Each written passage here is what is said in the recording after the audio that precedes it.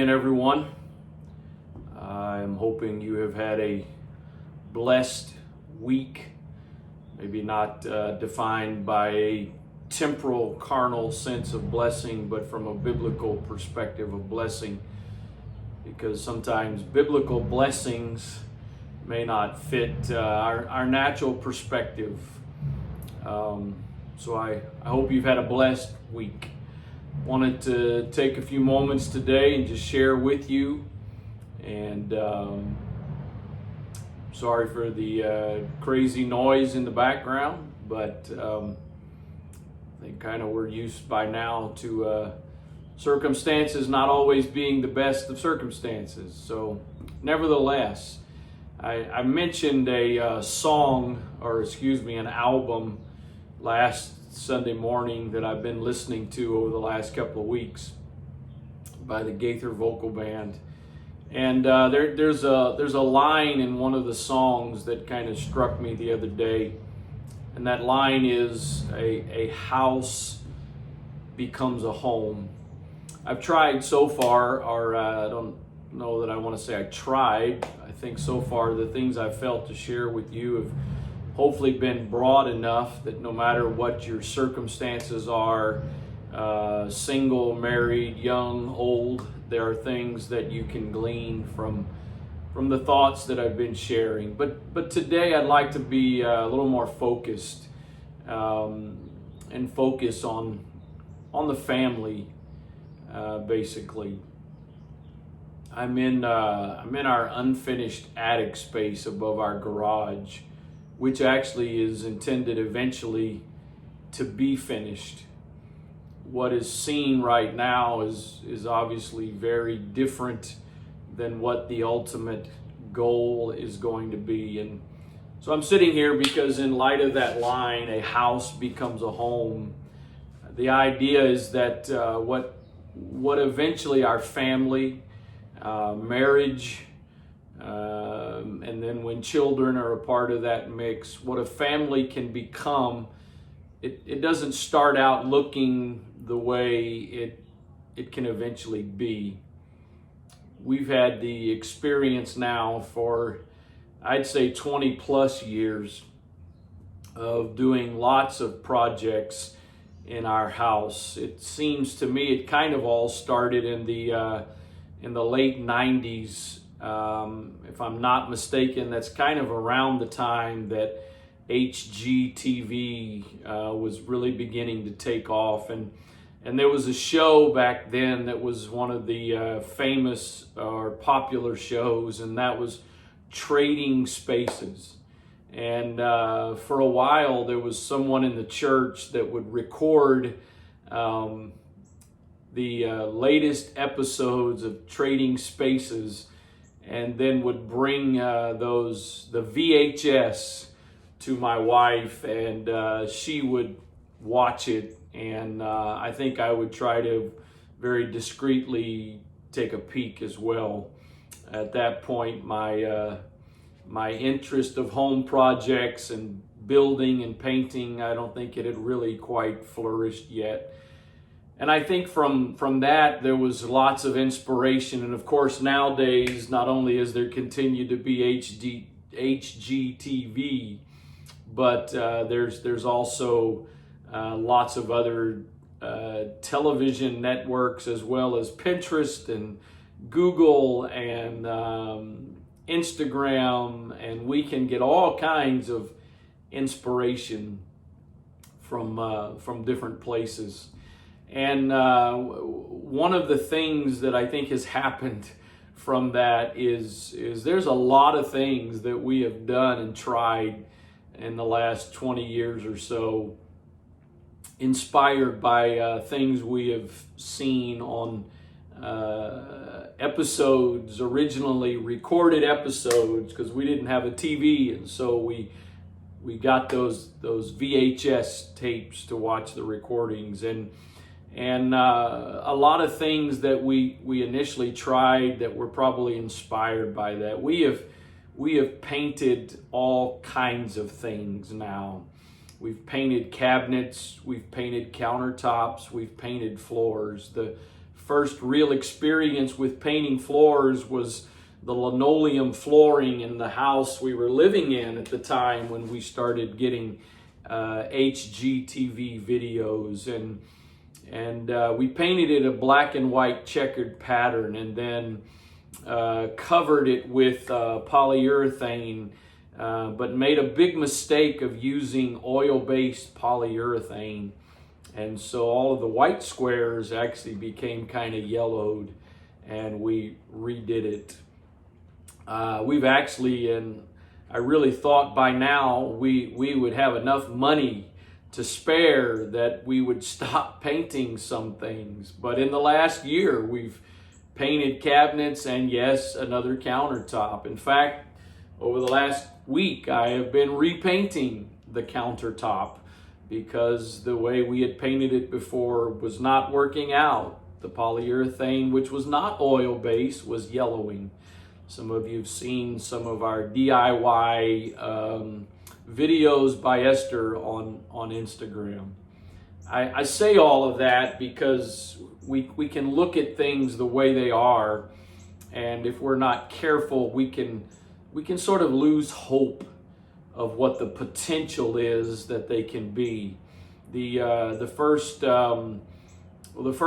place we bought that we lived in was a mobile home, a 14 wide by 70 foot long mobile home. But then we bought a townhouse, so that was kind of the first really big dwelling purchase. And I remember the day we actually went to look at this townhouse. It had been unoccupied for a little while, so it wasn't run down per se, but the electricity was off. And in particular, I remember going in the basement, and there was a walkout basement with a sliding glass door. So there was a little bit of light that was coming in from the outside, but not enough to really see clearly. And at that point in time, I wasn't quite as used to looking at something in its current condition and imagining what it could become.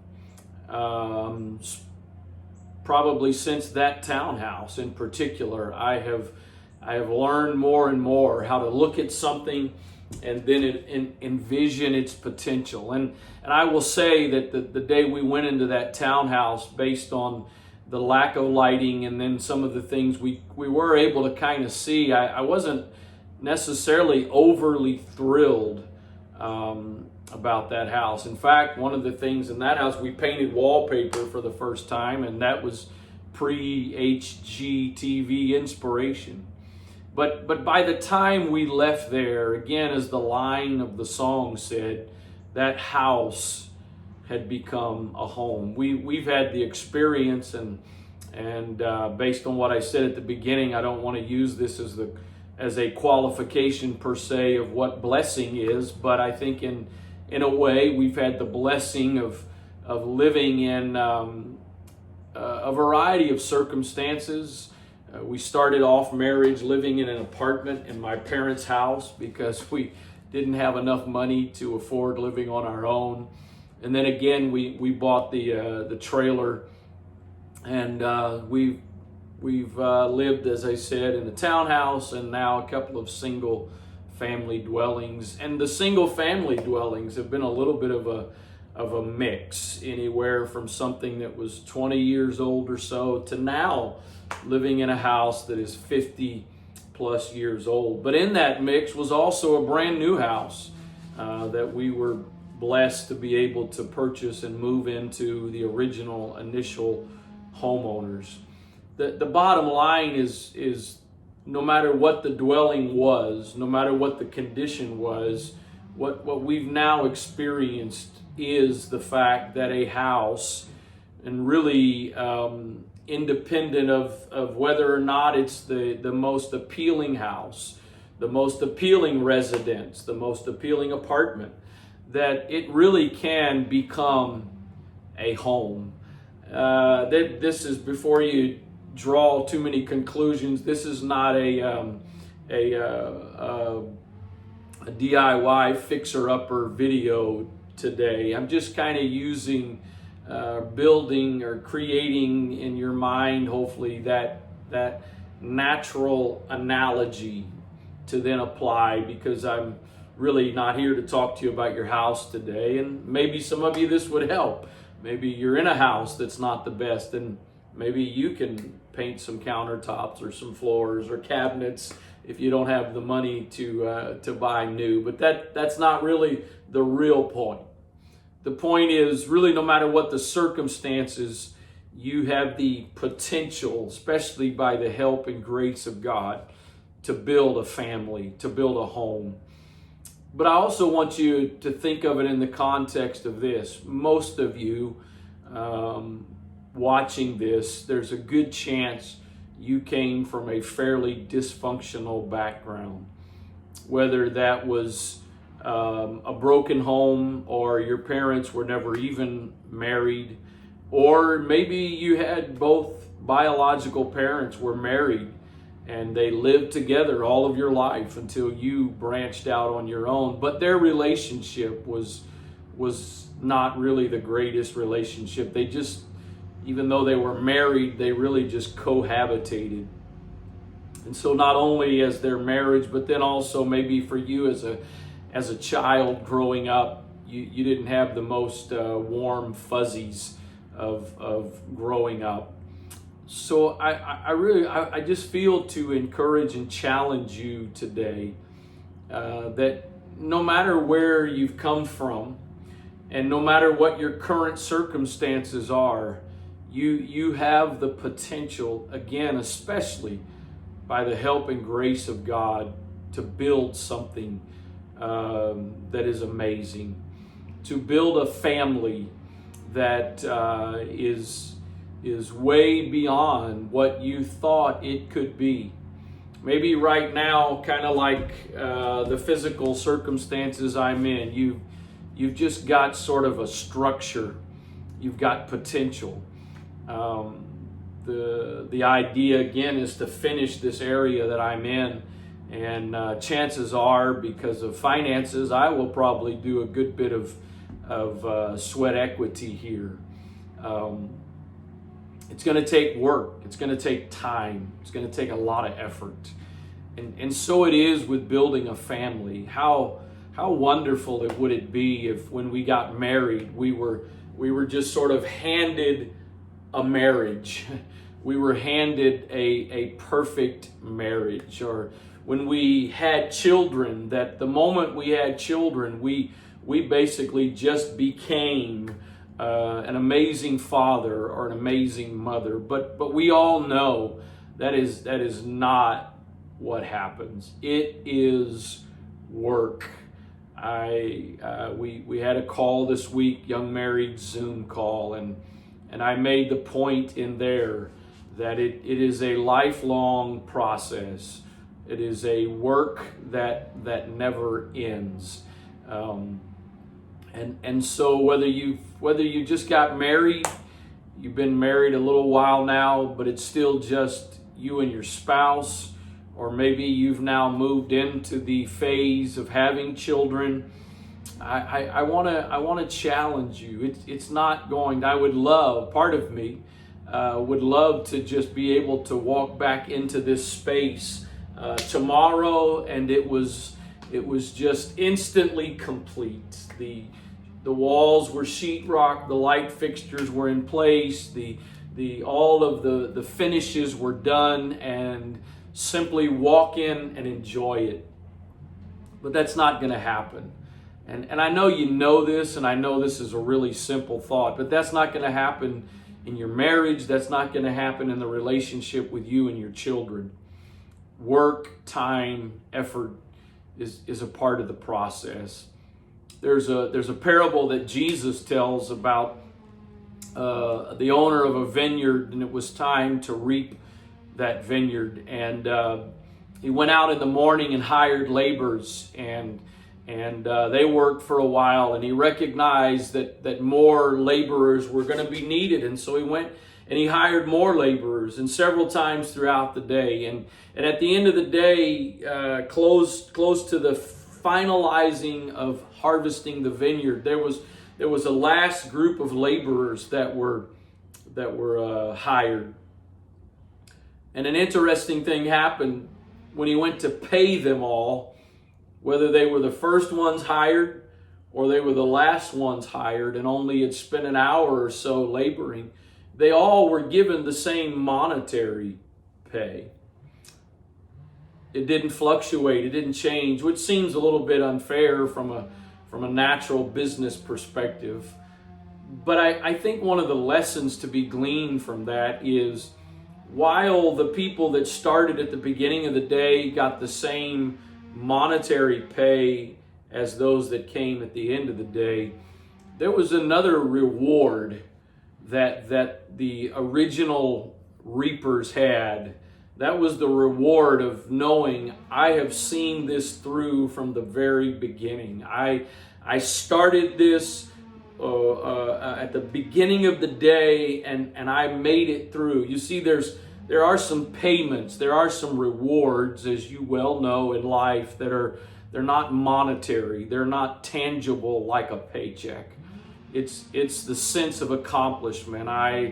I enjoy that. I personally live that. There are things that at times in the houses we've lived in, whether it was the one we moved into brand new or others, there's been projects that others have done. There's been work that other people have accomplished. And while I reap sort of the benefits, there's another side to the things that I have built, the rooms that I have painted, the other projects that I have done. There is the reward of the satisfaction of the accomplishment.